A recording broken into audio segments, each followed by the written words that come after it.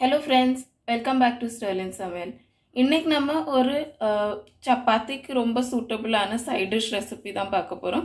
ரொம்ப சிம்பிள், ரொம்ப கம்மியான இன்க்ரீடியன்ஸ், ரொம்ப காஸ்ட் இல்லாத கம்மி விலைக்குள்ள பொருள் வச்சு செய்கிற ஒரு ரெசிபி தான் பார்க்க போகிறோம்.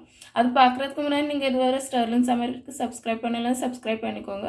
இந்த வீடியோ லைக் பண்ணி உங்கள் ஃப்ரெண்ட்ஸ்க்கு கூட ஷேர் பண்ண மறக்காங்க.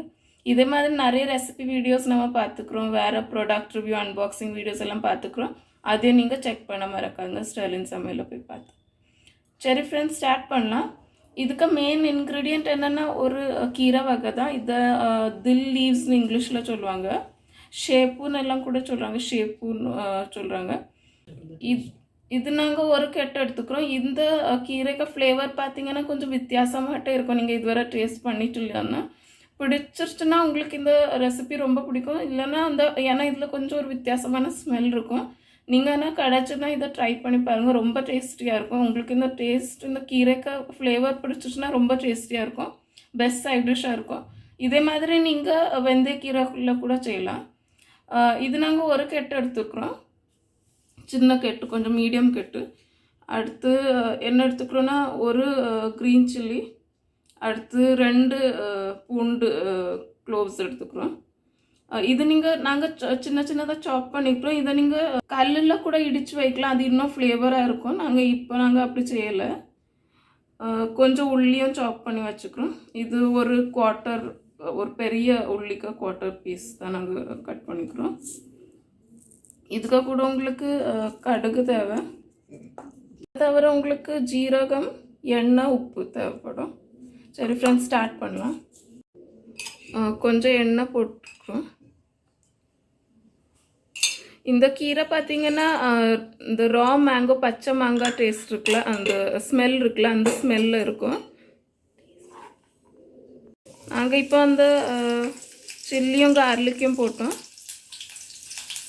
ஸ்மெல் இந்த கீரைக்கு பார்த்தீங்கன்னா ரொம்ப ஃப்ரெஷ்ஷான ஸ்மெல்லாக இருக்கும். கொஞ்சம் நாளான கீரையாக இருந்தால் கூட ரொம்ப ஃப்ரெஷ் ஸ்மெல்லிங்காக இருக்கும். இது நாங்கள் இது இப்போ உள்ளே போட்டுக்கிறோம். இதை நீங்கள் ஸ்ப்ரிங் ரோலில் கூட வச்சு நீங்கள் கொஞ்சம் ஆட் பண்ணிங்கன்னா ஸ்ப்ரிங் ரோலில் கூட ரொம்ப டேஸ்ட் என்ஹான்ஸ் பண்ணும். இது லஞ்ச் பாக்ஸ்க்கு, பிரேக்ஃபாஸ்ட்க்கு எல்லாம் ரொம்ப சூட்டபுளான ரெசிபி ஃப்ரெண்ட்ஸ். இது ரொம்ப அங்கே காலேஜ் இல்லைன்னா நம்ம ஸ்கூல் ஆஃபீஸ்க்கெல்லாம் கொண்டு போனால் கூட நல்லாயிருக்கும், அங்கே போய் சாப்பிட்றதுக்கு கூட, ஆறி போனால் கூட. அதனால் இது உங்களுக்கு இந்த கீரை கிடச்சுன்னா நீங்கள் இது கட்டாயம் ட்ரை பண்ணுங்கள். ஹெல்த்துக்கும் நல்லது, ஏன்னா லீஃபி வெஜிடபிளில். ஜீரகத்தையும் போட்டாச்சு.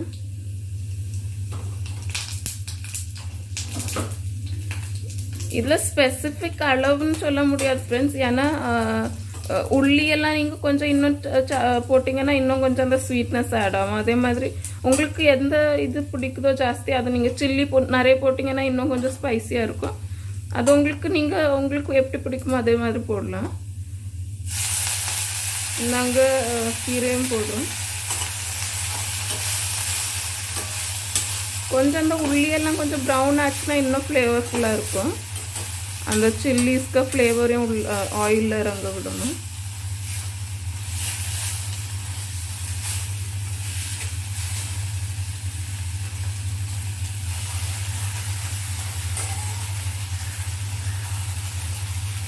அது போட்டோடனே சுருங்கிருக்கு ஃப்ரெண்ட்ஸ். இந்த கீரைக்கு வந்து ரொம்ப கம்மி, வெந்தயக்கீரை இதுக்கெல்லாம் வந்து ரொம்ப கம்மி தான் போடணும். இந்த கீரைக்கு வந்து ரொம்ப கம்மி போடணும், இல்லைன்னா நம்ம சாப்பிடும்போது ரொம்ப ரொம்ப உப்பாயிட்டுனா சாப்பிடவே முடியாது. ஆனால் இவ்வளோதான் போடுறோம் பாருங்க, அவ்வளவு கீரைக்கு நான். ஆனால் ஒரு கட்டுனா பெரிய கட்டு கிடையாது, இங்கே உள்ள இதுக்கு ஒரு கெட்டாட்டு விற்றாங்க, அதனால வாங்கினது. இவ்வளோ கீரை இப்போ உங்களுக்கு தெரியும்னா, இவ்வளோ கீரைக்கு நான் அவ்வளோதான் போட்டோம், கொஞ்சம் கூட அவ்வளோதான். இதே போதும். அப்புறம் நம்ம சப்பாத்திக்குலேயும் உப்பு போட்டுருப்போம்ல, அதனால கரெக்டாக இருக்கும். அதில் போடலைன்னா ஆனால் நீங்கள் கொஞ்சம் கூட போட்டுடலாம்.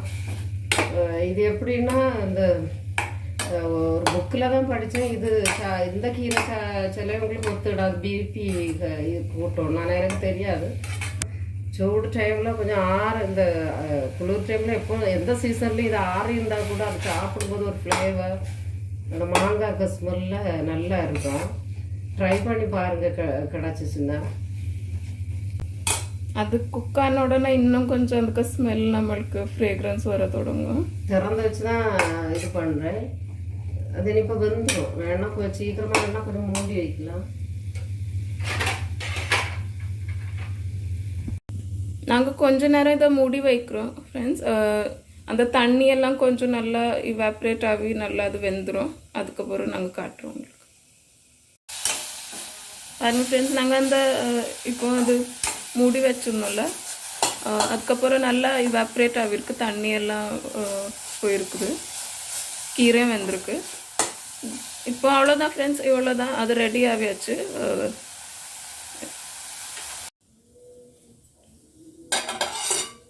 இந்த தில்லீஸில் செய்த கூட்டு ரெடி ஆச்சு ஃப்ரெண்ட்ஸ். சப்பாத்திக்கு பெஸ்ட் காம்பினேஷன். நீங்களும் கட்டாயம் ட்ரை பண்ணி உங்கள் ஃபீட்பேக் எங்களுக்கு தெரியப்படுத்துங்க. உங்களுக்கு இந்த கீரை கிடைக்கலன்னா வெந்தய கீரையில் கூட சேம் மெத்தட் ட்ரை பண்ணலாம். ரொம்ப டேஸ்டியாக இருக்கும். ட்ரை பண்ணிவிட்டு எங்களுக்கு உங்கள் ஃபீட்பேக் கமெண்ட்ஸில் தெரியப்படுத்துங்க. இந்த வீடியோ பற்றி உள்ள ஏதாவது ஃபீட்பேக் கூட இருந்தால் கூட எங்களுக்கு தெரியப்படுத்துங்க. இந்த வீடியோ உங்களுக்கு பிடிச்சிருந்தா லைக் பண்ணி உங்கள் ஃப்ரெண்ட்ஸ்க்கு கூட ஷேர் பண்ணி ஸ்டெர்லின் சமையலுக்கு சப்ஸ்கிரைப் பண்ண மறக்காருங்க ஃப்ரெண்ட்ஸ். இதே மாதிரி இன்னும் நிறைய யூஸ்ஃபுல் வீடியோஸ் வந்துட்டு இருக்கும். Thank you for watching.